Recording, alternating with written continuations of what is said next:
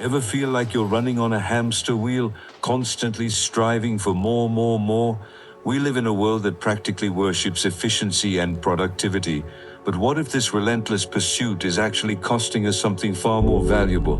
What if, in our race to optimize everything, we're losing sight of what truly makes life rich and meaningful? Think about it. We're told that doing more in less time is the ultimate goal. But at what point does this obsession with output start to chip away at the very fabric of our lives? Could it be that by sacrificing everything for the sake of increasing efficiency and productivity, we're actually robbing us from experiencing the richer view of reality? Let's dive into this intriguing idea. The efficiency trap. Are we trading life for output? The appeal of efficiency is undeniable. Who wouldn't want to get more done with less effort? It sounds like a recipe for success, right? But have you ever stopped to wonder what sacrificing everything really entails? It might mean less time with loved ones, hobbies gathering dust, or that quiet moment of reflection constantly interrupted by the next task on the list. Consider the pressure to be constantly busy.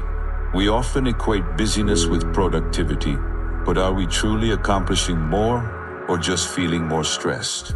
And what about the constant notifications and the urge to multitask? Does it really make us more efficient, or does it just scatter our attention, leaving us feeling disconnected from the present moment? Imagine trying to savor a beautiful sunset while simultaneously answering emails.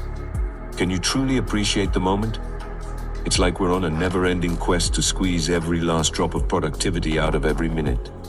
But what if that squeeze is crushing the joy and meaning out of our experiences? Overworking, driven by this productivity obsession, has been linked to decreased creativity, health problems, and strained relationships. What would you say if someone told you that your relentless pursuit of efficiency was actually making you less effective in the long run? Beyond the to-do list, what does a richer view of reality look like? So what exactly is this richer view of reality that we risk losing? It's more than just ticking off boxes on a to-do list. It involves a deeper understanding of the world around us, a genuine emotional connection, and a heightened awareness of our senses. It's about those moments of awe, the joy of meaningful connections, and the simple pleasure of experiencing life without the pressure of constant optimization. Think about the last time you truly lost yourself in an activity you enjoyed just for the sake of it. Maybe it was painting, playing music, or simply spending time in nature. Did you feel the need to quantify that experience to make it productive? Probably not. But those are often the moments that enrich our lives the most. When we focus solely on efficiency, we risk overlooking these qualitative aspects of life, those things that can't be easily measured but contribute so much to our overall well-being. It's like trying to capture the beauty of a symphony by only counting the number of notes played. You might get a number, but you'll miss the magic. Ancient wisdom for modern times, philosophers weigh in. Interestingly, this tension between productivity and a meaningful life isn't a new one. Ancient philosophers have pondered this for centuries. Take Hannah Arendt, for example. She distinguished between labor, work, and action. For her, labor is just about meeting our basic needs, a never-ending cycle. Work involves creating lasting things, but action, the highest form, is about connecting with others and expressing who we truly are. Arendt worried that modern society pushes us towards endless labor, focused only on productivity and consumption, leaving little room for meaningful work and genuine human connection. Does that sound familiar? And then there's Aristotle, who believed that eudaimonia, or flourishing, is the ultimate goal of life. He considered schole, or leisure, essential for achieving this. Aristotle argued that engaging in intellectual and civic activities during our leisure time is what truly defines us as humans, not just the work we do to get by. He also emphasized finding joy in our activities. What if we shifted our focus from just being busy to finding joy and meaning in what we do, both at work and in our free time? The optimization obsession, when too much is too much. In today's world, there's a constant pressure to optimize everything. Businesses want maximum output, and individuals often feel the need to constantly improve themselves, tracking everything from sleep to habits. But could this cult of productivity be going too far? What happens when we become so focused on optimization that we lose sight of ourselves? Over-optimization can actually lead to burnout, anxiety, and a distorted self-image, as we become fixated on external measures of success rather than our own well-being. Even in areas like search engine optimization, SEO, trying too hard can backfire, hurting user experience and even leading to penalties. It's like adding too much seasoning to a dish, you can ruin the flavor. There's a point of diminishing returns where more effort doesn't necessarily lead to better results. And on a larger scale, prioritizing economic efficiency above all else can even lead to greater inequality in society. What if our obsession with optimization is actually creating more problems than it solves? The price we pay, the consequences of unchecked productivity. So, what are the real costs of sacrificing everything for efficiency and productivity? For individuals, it can lead to chronic stress, burnout, anxiety, and even depression.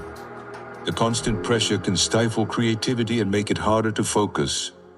We might even neglect our personal relationships, leading to feelings of isolation. And perhaps the biggest loss is a sense of meaning and purpose beyond our work achievements. What's the point of being incredibly productive if you're not actually enjoying your life? On a societal level, an extreme focus on productivity can worsen economic inequality. We might start to value people solely based on their output, overlooking the importance of non-productive experiences and intrinsic human worth. Essential aspects of a healthy society like community engagement and environmental sustainability might also be neglected if the primary focus is just on economic productivity. What kind of world are we creating if we prioritize output above all else? Finding our way back, reclaiming a richer reality. The good news is, it doesn't have to be this way. We can find a more sustainable path. It starts with shifting our focus from just being efficient to being effective, doing the right things, not just doing things right. It means embracing meaningful productivity, where we focus on tasks that truly give us a sense of purpose.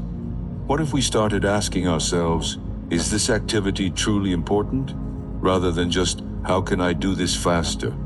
We also need to integrate different parts of our lives, work, home, community, and personal time, so they support each other instead of feeling like a constant trade-off.